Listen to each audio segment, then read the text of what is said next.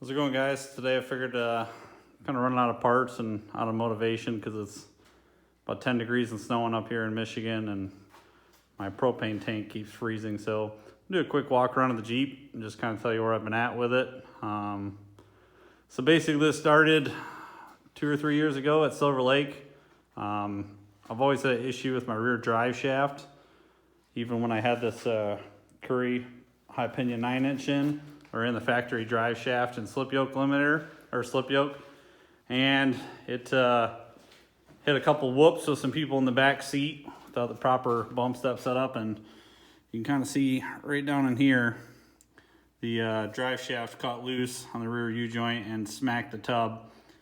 That was the second time it's happened to me, but that time it took out the T-case. It pretty much toasted the drive shaft. So I just went to limper off the dunes and ended up having some issues on the way out. My starter fried on my old engine, and as I was jump starting it, pulled it out of the dunes, and something in the front end let loose where it caused the front left tire to lock up, and not exactly sure what caused it. I think what it was, honestly, was some issue whoever did the gears in this thing initially, because my rear axle, the ring gear bolts came loose on that, and it looks like that's what took out the front Dana 30 as well. But basically what happened is I had a lunchbox locker in there. It locked up this front wheel, so we had to drag it off with this wheel locked up, and there's just so much destruction after that day with the front axle basically being junk. The rear axle was still great. I love that thing, but really to go any bigger, you got to change bolt pattern. This is 5x4.5. Those of you that know these Curry 9 inches, these actually use an 8/8 ring gear, and they have a 31 splined Ford axle shaft. So not a whole lot I could do with this to upgrade it. So I kind of figured it's best to go for some junkyard axles. So this thing got tore down, started looking for parts over about a year and a half. Was kind of jumping back and forth whether I was going to just refresh the drivetrain that was in it and then put 1 tons under it, or if I was going to LS swap it and just do the whole thing at once. So after pulling the drivetrain out one night, it just needed a lot. The synchros are going in the trans, the T-case is junk. The motor I built in high school, had 5 years of hard service on it, really probably needed to have a refresh. So my buddies talked me in it, figured we'd just tear it down. So got a 6-liter LQ4. This is actually the second one that's been in this Jeep. I actually bought a whole 1-ton truck for this right here. So this is a GM NV 4500. The thing that's rare about these is these are put behind the factory 6 liters. They don't have quite as low first gear as some of the older 90s trucks do, but it bolts right up. All that stuff is factory. Found a truck for $600. So I had the 6-liter, had a 2-wheel drive NV 4500. So normally to get a good 6-liter, you're going to spend $700 or $800, and then to find an MV 4500, a 4-wheel drive one, you're going to spend over $1,000 pretty easily. So tore the whole truck down, got $300 worth of scrap out of it. Basically rebuilt the trans and converted it to 4-wheel drive. So went through, basically put in a lot of new parts, new input shaft. You have to get a new main shaft, new output case, all new synchros, bearings, everything like that. Got the backlash right where I need it. So, doing something like this, I usually try to cheap out at every corner, but there's just no point with something like this. Like it's not going to be something you build in a year, and it's not going to be something you build for $3,000. You just gotta take your time and do it right. So basically I had the drivetrain sitting in there, and then my wife and I decided we were going to move back to our hometown. So this thing got put on the back burner. Kind of messed up with that, and tried to get it out of the house so we could get it ready for selling. So basically just threw everything I had in the cab of this thing and towed it. And unfortunately, it was our first heavy snow of the year, so it took a good amount of salt and just really tore this thing up. So the body I didn't really care about because this is going to get painted, but all my nice work as far as painting the engine and stuff kind of all went to shit. So anyway, yep, so it's got a LQ4 MV4500, has an MP241 T-case. See if I can show you under here. Yep. So it has JB Conversion's super short slip yoke eliminator. It's got the GM speed sensor, so hopefully I can run my speedometer off of that. And then outside of that, that's everything that was finished when I got up here. Jumped back and forth on where I wanted to go with axles and what size tires I wanted to run. Kind of figured I'd end up in the 37 to 38 market. The issue with that is to build a good set of half tons to handle kind of the stuff I want to do. Just costs too much money. Can't really afford crate axles. I don't want this to be a Jeep that takes me 10 years to build. Just want it to be 3 or 4. So I went downstate, picked up a couple sets of axles. So these are Super Duty 05 Plus axles with the coil spring. Main reason I wanted to go for that is I figured if I was going to do the weight of the 1 tons, might as well spend a little bit more and get the good ones with the 35 splined stub shaft. So these are out of like an 08 Super Duty. Picked up 2 sets. Got a whole rolling chassis for $750. Picked up just these axles for $500. Sold the 1 set. Made a few $100. So basically got about $300 into the front and rear axle on these. So I'm very happy. The fluid in them look great. Wasn't really concerned about that because obviously they're going to have to be re-geared and everything. So once I got the axles, started kind of deciding which way I wanted to go with suspension. Kind of wanted to try something new to challenge myself. I've never built link suspension before. But one thing I knew from seeing a lot of people's 3-link builds and stuff like that was just room, right? To try to fit the exhaust for these LS engines, there's just not a whole lot of room if you want the Jeep to sit low like I do. I didn't want this to be something that's really tippy. I wanted it more stable than it was beforehand with a 4-inch lift, 35s, with a little bit of offset. So I decided Rough Stuff makes these pretty cool kits. So basically you can get all these links and all the brackets for I think about $500. Took quite a bit of welding, took about a full day of welding to get them fully welded once I got there. About 40 inches for the links. Should give me really good factory, just above factory drive shaft angle. So a big thing with the radius arms is obviously your pinion angle is going to rotate and change with the axle. So obviously that's going to affect all of your steering and where your track bar location is. So really that was kind of the push to have as long a links as possible, right? The longer you have for a radius, the less all that stuff's going to change up front. So this thing is set up for 12 inches of travel max. They got Fox 2.5 inch. 2.5 inch with reservoirs with DSC adjusters. These are made by AccuTune Off-Road. Reason I went for them is obviously with the setup, you can only handle so many factors at a time. I've never done anything with shocks as far as valving, and I'm kind of a novice as far as what is known about which spring selection, and they kind of make that all easy for you. Basically just told them what I had, kind of a rough guesstimate for weight, and they shipped it here, springs and all. So all I had to do is put the springs in. They already have custom valving and everything, which will be a really good base point. And if I want any changes, they'll do 1 free revalve. So just figured that was probably the best way to go. That was about $1,700 for the 2 of them. Yeah, a lot of the other brackets and stuff. All these brackets, I always had to start from what you can buy from Rough Stuff and then kind of change them.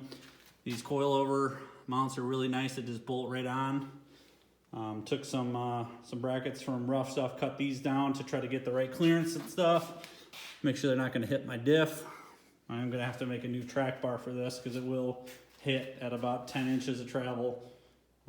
But that's pretty easy to do if you got a bender. Let's see, some other cool stuff. Tried to do it right the first time. So all these are 1.75 Heims from Rough Stuff. All with misalignment spacers set up for, 7/8 bolts, or 3/4 bolts, sorry. So should be no issue with that. All my welds will probably break before anything with those heims or bending these tubes. This is something, a couple of the challenges I've faced once I got into this. To try to clear, so this is 1 3/4 quarter wall steering at full max to utilize the full steering. This tie rod would hit the diff. So I got these really cool offset heims. Can still use the bolt size I want, but I think it kicks it a full inch off center. So it's still needs a little bit of clearancing on the diff, but really pretty good. I'm pretty happy with it. And then some of the other changes, obviously, with going into this, I thought, you think a lot of this shit will just drop in. Steering. The steering box, to try to get it really where it should be to get kind of the wheelbase I was going for, which is about 103, 104 inches. This whole steering box had to move forward. So I was going to notch the factory cross member, but after looking at it and kind of trying to figure out it was just going to be more of a waste. So just got some 2x4 stock, butt welded that to the front of the frame, hacked the cross member out, built some frame braces, which is pretty easy, right? All I did was order some 1/8 inch plate off of eBay, 12 inches long, so you literally don't have to cut it. I don't have a plasma cutter. I don't have 220 out here, so made it really easy to put these on the frame without much work. Getting the steering box in the right location took some trial and error. I had to try this about 3 times to get it just where I want. I wanted to utilize the factory steering shaft right here. So this actually is a factory YJ steering shaft, factory YJ steering box. Move forward, I think about 4.5 inches, 4.5, 5 inches, with a 6-inch stretch was the goal for the front axle. So as you can see, we'll clear the diff. Run the factory Pitman arm for now, but I'll set it up to hydro assist. This box will get drilled and have a ram as well, but works out pretty well. I've dry steered it on the ground a little bit, and I'm really happy. I didn't want to use some really heavy duty box with a really low ratio and be sawing at the wheel like I'm driving a bus. So outside of that, got the coilover mounts in the front. These are from TMR Customs. Basically, just started with the lower coilover mount, put that on there, tried to find the right angle that's not going to put that lower joint on the shock under a lot of stress. Basically, I had to cut into the bottom of these towers pretty good and kind of get them where I want. So another issue, I think if I was to do it over, I'd probably do differently, would be get the axle, cut all the brackets off from the start, and mount the shock a lot lower. So right now, these towers, they're going to go through the hood. And basically, I'm barely going to fit a 12-inch travel shock in there. You do all this work, you might as well spend a little bit more time, put the shocks lower, maybe put them off the back side of the axle, and then you can really utilize all the link geometry and stuff you have. But for what I'm doing, 12 inches of travel should be just fine. Make it ride a hell of a lot better than it was. So built the custom cross member. Another thing I did here is we've been messing with Cherokees lately, and I've really been frustrated with, you try to pull the drivetrain out of one, and your T-case or your exhaust is hitting your motor mounts or catching something on the way. I know a lot of people run like a 4-inch welded on spot and then put your bracket here. To me, it made more sense if I can fish the bolts in behind the coilover. Just have the whole bracket hook right to the tower. So when I unbolt that, if I need to pull the motor in this, that sucker will come right out. So outside of that, this is my old cage and stuff. I'm gonna have to make some adjustments to it. I'm gonna change that spreader bar at the windshield, drop that a few inches just to give me some better sight. It was up that high just to not interfere with the factory dash, but that'll be going away. Outside of that, these rear cross members, I thought they looked really cool, but honestly, if you have a big person in the back seat, anybody like 5'8" or taller, your head is gonna crank on that. So really only had people in the back a couple times, but with the way I'm doing the rear, I'd really like to keep it a 4-seater Jeep. So those will get changed. Got some Genrite 4-inch stretch crusher corners. Not obviously much for body damage, but they really help for lining up for this swap right. I'm working on a 3-degree angled floor, working with some jack stands. I'm trying to do this as cheap as I can, but they really help for lining up the axle and stuff like that. So I'll probably eventually, we'll see how these links do. I mean, if I won't mind spending money down the road when it's kind of perfected, but I think eventually I might stretch it another couple inches. So eventually I'll have to cut into these a little bit further, but that won't be too big of a deal at all. So the rear, these are pretty cool. So I really wanted to run trailing arms. I have no particular reason, no function reason. I just really thought that'd be kind of cool and unique. So looking at kits, Busted Knuckle makes a kit for about $1,500. Rough Stuff makes a kit for the links, but they're a specific size that you need to order. And obviously I knew with all the factors I'm going to be playing around with trying to make this work, I'm gonna have to build my own. So what I did basically was, I think those front offset brackets are from Rough Stuff. Got some 2-inch quarter wall tube. That's what I ran in the front as well.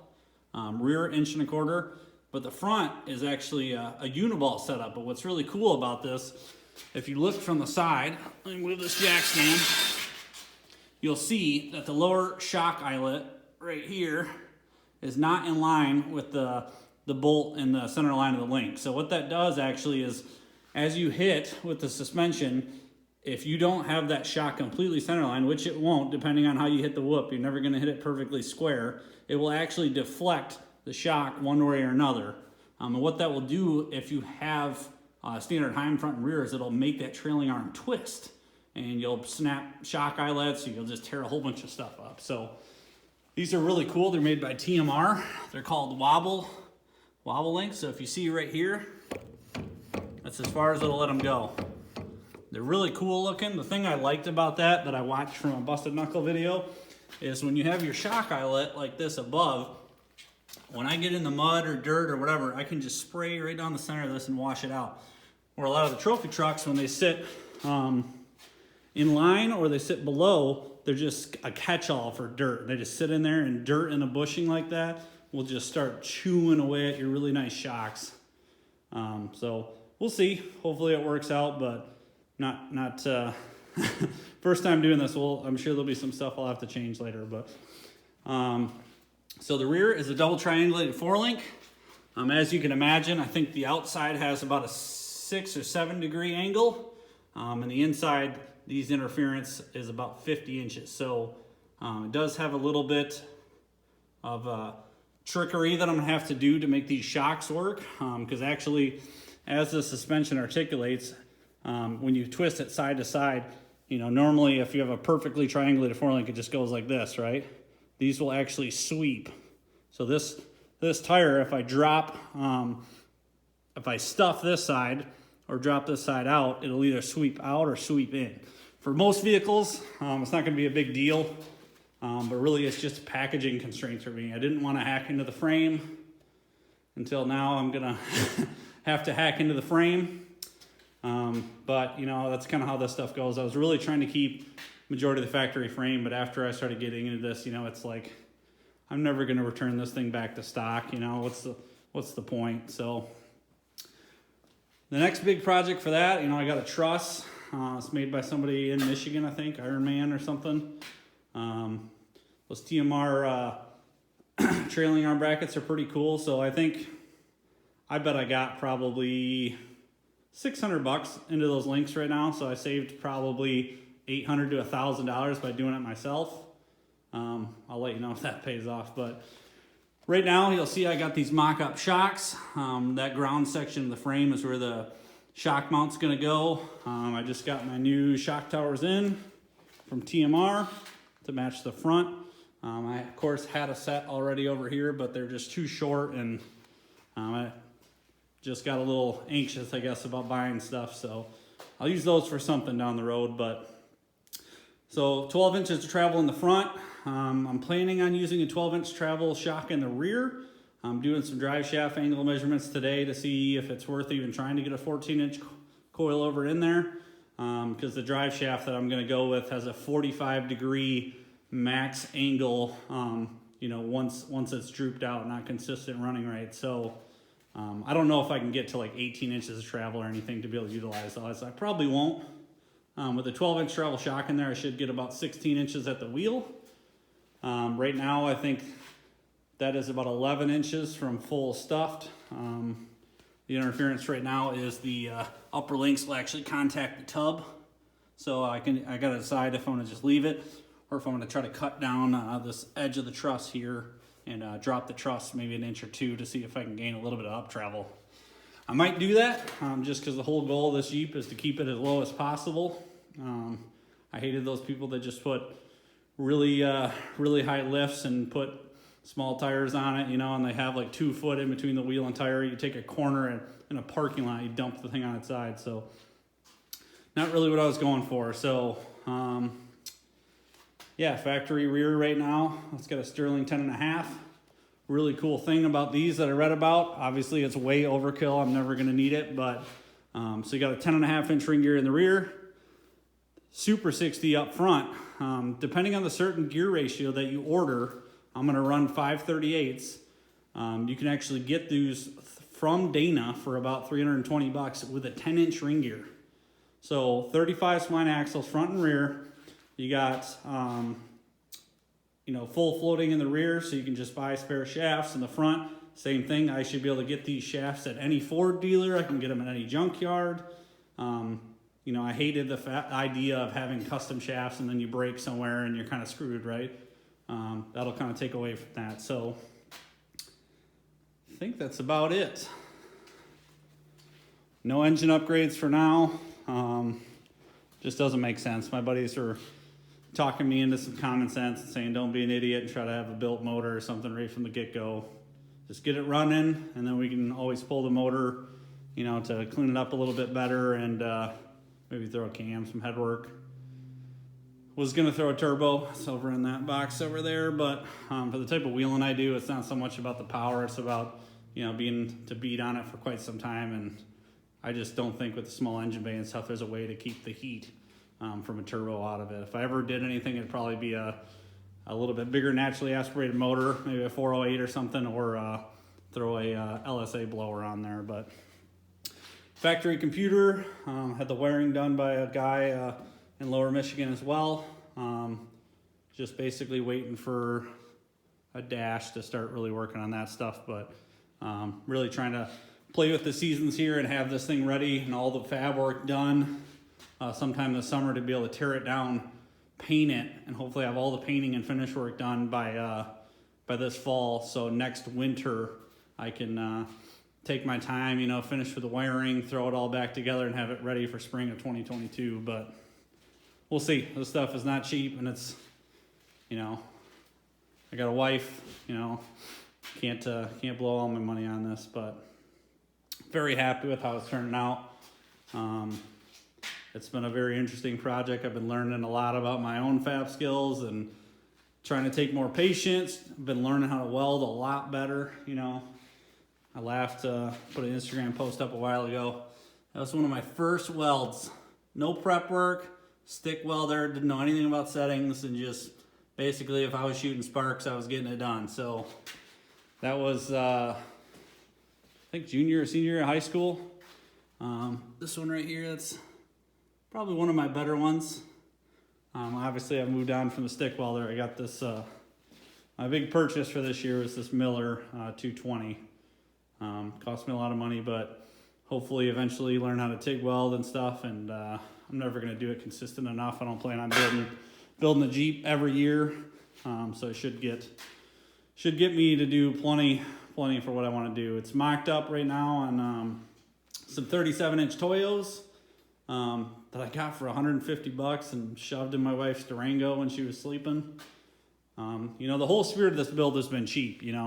It's never going to be cheap. I bet I'm going to have probably $15,000 or something into it when it's totally done.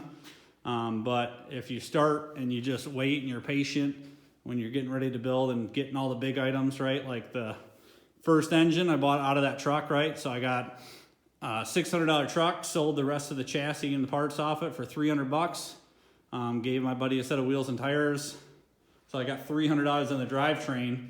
I actually sold the original motor out of it that had 380,000 miles, and I sold that for $300. And I picked this one up with some buddies at LKQ out of like a 04 Denali. Got that for $275. So patience, you know, it pays off. Basically, I got $300 into a drivetrain. The T-case I paid $80 for. You know, you want to start from as cheap a spot as you possibly can. You know, like I said, the axles, I got $300 in. These tires, I got $150 into with the wheels. Because you're going to spend a lot of money on other stuff, right?